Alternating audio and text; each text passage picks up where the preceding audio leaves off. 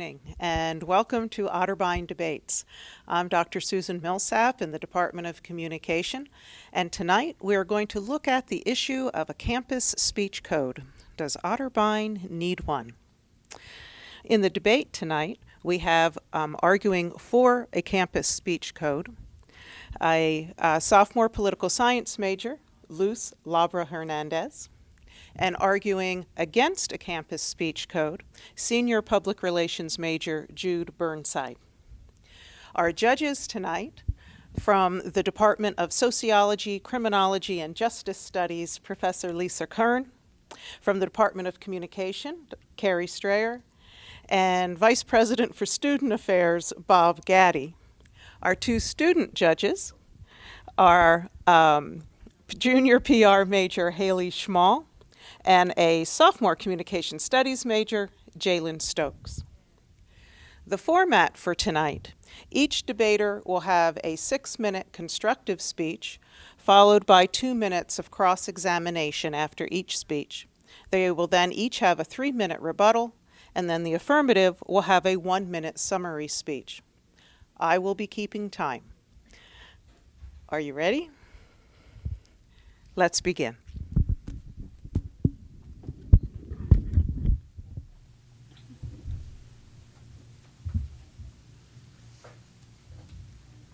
With all the current events happening in our country, for example Charlottesville, I feel like as a minority on this campus that we as a community should have and enforce a speech code. Hate speech, according to the Merriam-Webster Dictionary, is speech that is intended to insult, offend, or intimidate a person because of some trait such as race, religion, sexual orientation, national origin, or disability. Hate speech causes emotional and physical harm. We come to school to be able to learn in a safe environment without having to worry about being verbally attacked by other students, which is why I propose for there to be a speech code on campus. Throughout the years, hate speech and harassment has increased in college campuses. According to the article Campus Hate Speech Codes by Gerald Ullman, hate speech has increased by 400% since 1985 to 1990. In that same article, it states that more than 80% of speech harassment goes unreported. Those are hundreds of students who are feeling threatened and attacked in a place they're supposed to call home. According to a psychologist in Healthy Place for Mental Health, verbal abuse can cause mental health. Long-term effects on verbal abuse include fear and anxiety, depression, stress, PTSD, memory gap disorders, sleep and eating problems, hypervigilance and exaggerated startle response, irritability, anger issues, alcohol, drug abuse, suicide, self-mutilation, and assaultive behaviors. Short-term concerns on mental health of verbal abuse cause both men and women to have difficulty forming conclusions and making decisions, feel or accept that there's something wrong with them on a basic level like selfishness or too sensitive, analyze and relieve abusive experiences to see where they made mistakes or doubt their ability to communicate. If verbal abuse, which is equivalent to hate speech, causes students emotional harm, why wouldn't we, as a school or as a community, try to make it better? As I mentioned, hate speech causes emotional harm on a person, but not only does it cause emotional harm, it can lead to physical harm as well. Otterbein is a diverse institution, but not diverse enough. According to our website, as of September 19, 2017, there are 74.9% white students, 9.6% unknown, 5.7% Black or African American, 4% that are 2 or more races, 2.1% that are non-resident or alien, 1.8% that are Hispanic, and 1.7% that are Asian. According to a study of physical health consequences on physical and psychological abuse concludes that verbal abuse is strongly associated with chronic pain, migraine, frequent headaches, stamping, ulcers, spotnik colon, and frequent indigestion or constipation, along with many stress-related heart conditions. Ever since the occurrences of Charlottesville, we should try to protect the students on this campus. We as a community should not let hate speech reach a point of violence, let alone equate to what happened in Charlottesville. What was supposed to be a harmless protest turned into a horror show with a person being run over by a car. Campus should be a safe environment for students to come and learn, not a place where they fear for their mental and physical health. According to Julie Saker, the Associate Dean of Students, stated in an interview, and I quote, "We do not have a hate speech code," which is why I'm advocating that we should have a hate speech code and enforce it. My plan for a speech code would be, if a student feels targeted by anyone on campus, it would go directly to OPD. OPD will then evaluate the complaint, and if warranted, the offended person will, on a first offense, have to take a class on hate speech or do community service, or two, if it's a repeated offense, the student will be removed from campus indefinitely because it is a crime. As students, we come to campus and pay thousands of dollars in tuition to get an education and to feel safe while we're receiving it. We're not paying to get attacked and abused by the hatred of others on campus. The First Amendment allows for the freedom of speech, but we still need to put boundaries on that speech so students feel safe. According to the First Amendment, speech is limited to time, place, and manner. We can learn without the need of harassment in the classroom. We can learn from the Charlottesville incident without having to actually feel it or experience it personally. We as students need to be able to feel safe in expressing our opinions in classrooms without feeling attacked by another student. According to an article published by Character Education, in the United States, there were 75 colleges and universities that had hate speech codes in place in 1990, and by 1991 it grew to 300 schools. As I mentioned before, verbal abuse can cause emotional and physical harm. So why would we allow hate speech to be spoken throughout campus without any restraints or repercussions? Verbal abuse can cause psychological and physical pain, which is why I advocate for the campus to have a speech code, not allowing students to attack other students because of their race, religion, sexual orientation, or gender. Students should be able to go to class and walk around campus, a place they call their home, with safety without having to worry if someone is going to bully them or not. For the well-being of the students on campus, Otterbein should have a hate speech code.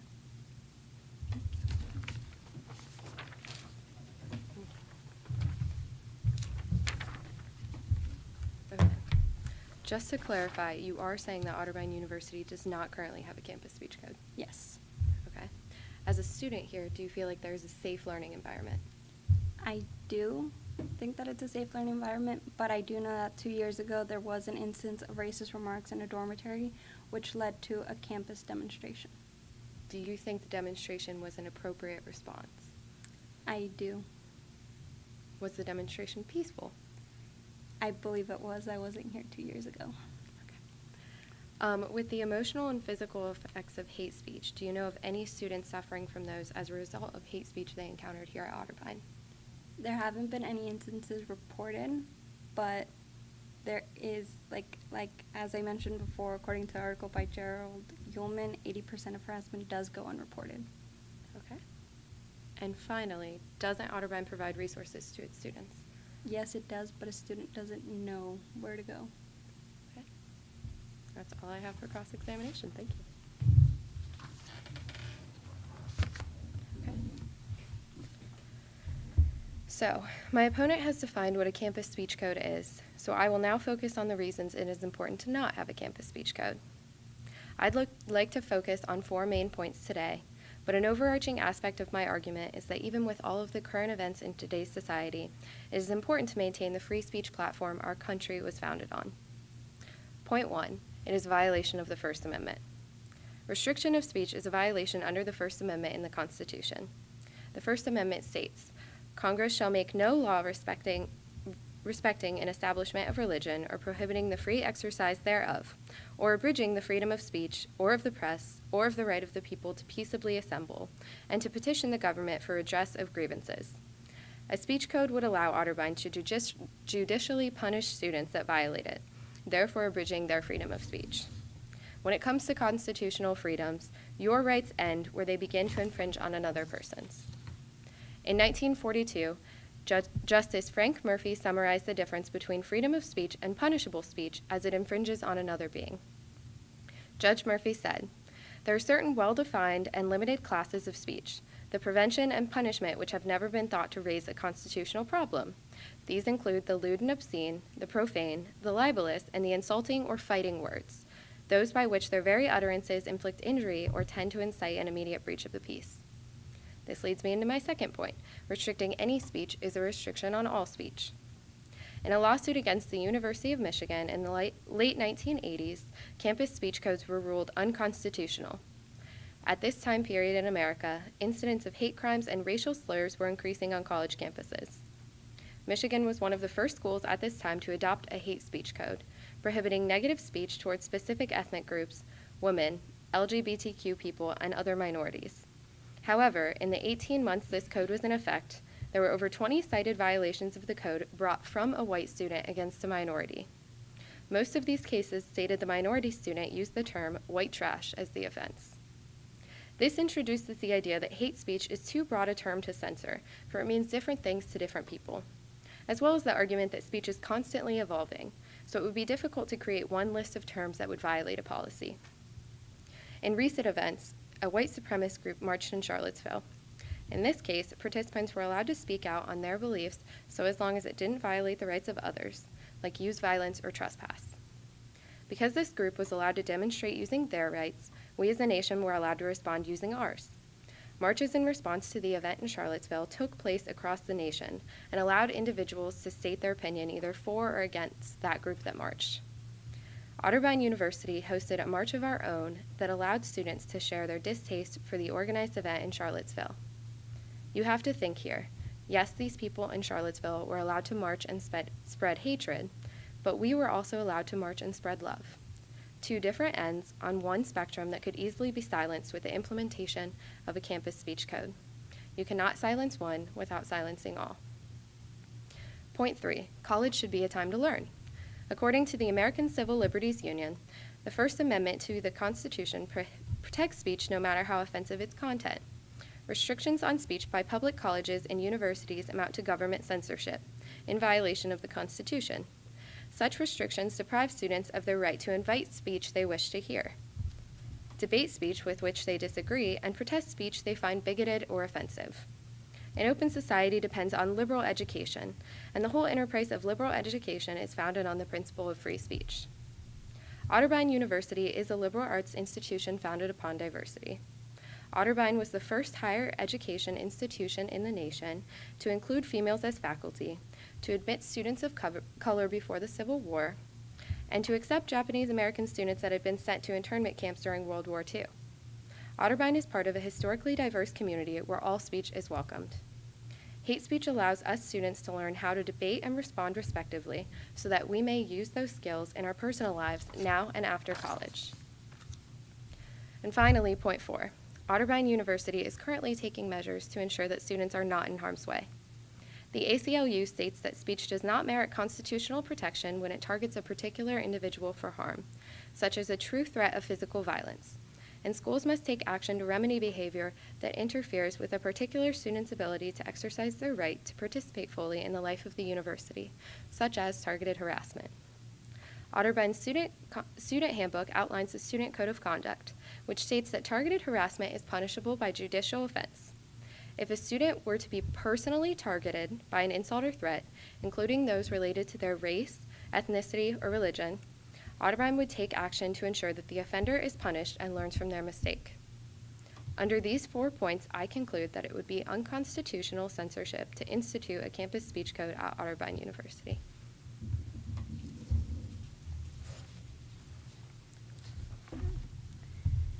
Are you aware that the First Amendment is restrained to time, place, and manner? Yes. Okay. The only example you have is the Michigan case. Are there others? There are other examples. I'll bring them up a little bit later. But in your speech, you only refer to Michigan University, which is a public school, right? Yes. Isn't Otterbein a private institution? Yes. Who determines what action is taking place if the student is targeted? Student affairs. Okay. And what would happen if a group is targeted? Nothing that I am aware of. Okay, thank you.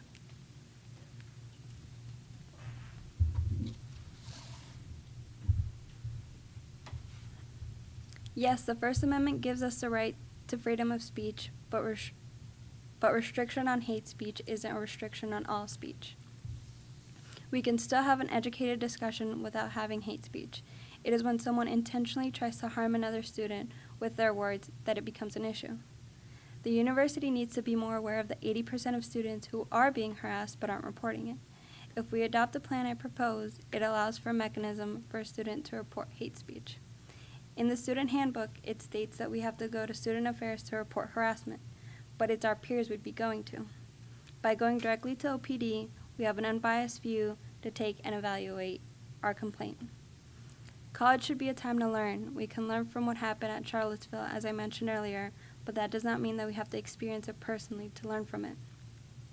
I do agree that Otterbein is a diverse institution, but it's not diverse enough.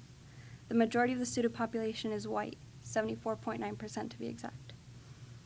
Otterbein is not taking enough measures to ensure students from harm. The reason students like me, a minority, come to a private institution like Otterbein is to be safe in a learning environment. If our safety wasn't our priority, we could have chosen to go to a public university. A private institution can afford a speech code. A public one can't. In the article written by the Founding of Individual Rights in Education, it states that if a private college wishes to place a particular set of moral, philosophical, or religious teachings above a commitment to free expression, it has every right to do so. Also, private colleges and universities are contractually bound to respect the promises they make to students. So Otterbein is promising the safety of learning to our students by having a speech code. Thank you.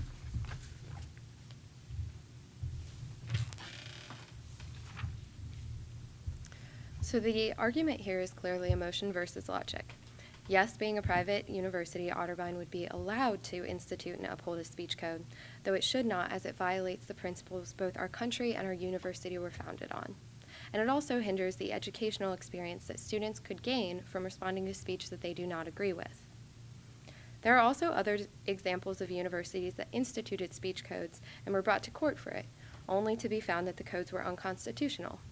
A few other universities are University of Southern California, University of Wisconsin, Iowa State, Ohio University down in Athens, and Citrus College. Citrus College, you might not have heard of, it's a small university in California, but that lawsuit ended from the school paying $110,000 to the student that had brought it to court. Otterbein University also offers services on campus to ensure that students feel safe. All students have 5 free counseling sessions a year, group therapy options, and counseling through the Women's Gender and Resource Center. All of these services offer students an inclusive environment to turn to in the case that they feel violated. There are also student groups that we can get involved with on campus to learn more about our rights and how to defend them. Groups such as the Department of Social Justice and Activism and Speech and Debate. How will students truly learn if they are not given the personal experience of challenging and debating speech they disagree with? If we as a university censor our students from certain speech, they will not be able to learn how to respond to it in the real world. Instead, Otterbein should encourage students to peacefully debate and protest speech they do not agree with. I'd also like to bring up the definition of verbal abuse according to Merriam-Webster Dictionary. Harsh and insulting language directed at a person. Otterbein University considers verbal abuse to be targeted harassment, so it would be punishable at Otterbein without a campus speech code. A speech code would restrict one from sharing opinions or beliefs about a group as a whole, in which an insult is very loosely defined, making it too vague to become a code. That being said, Otterbein does offer services and regulations to keep students safe on campus and protected, and Otterbein can offer a wholesome learning experience by including all speech, even that which we do not agree with. So please, join me in celebrating free speech and vote against the campus speech code.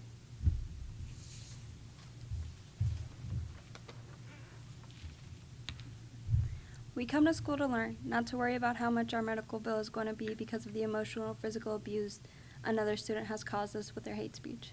Students need a safe passageway to report hate speech and no action will be taken place. So many students get harassed and it goes unreported, which is again why we need a speech code. For the protection of all students on this campus, we need a speech code to learn without having to worry about being bullied. Since we are a private institution, we would not be violating the First Amendment. So I encourage you to vote for a speech code on campus. Thank you.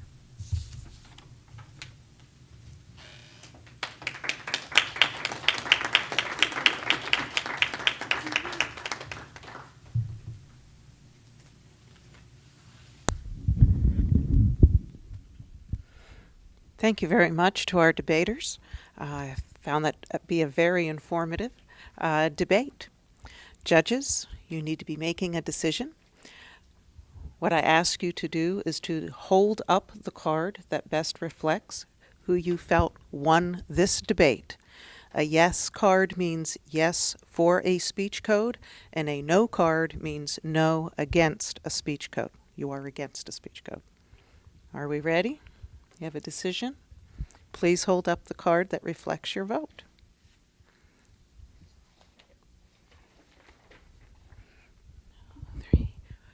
We have a 5-0 decision against the speech code. Thank you very much for watching, and please join us next time for our next Otterbein debate. Thank you.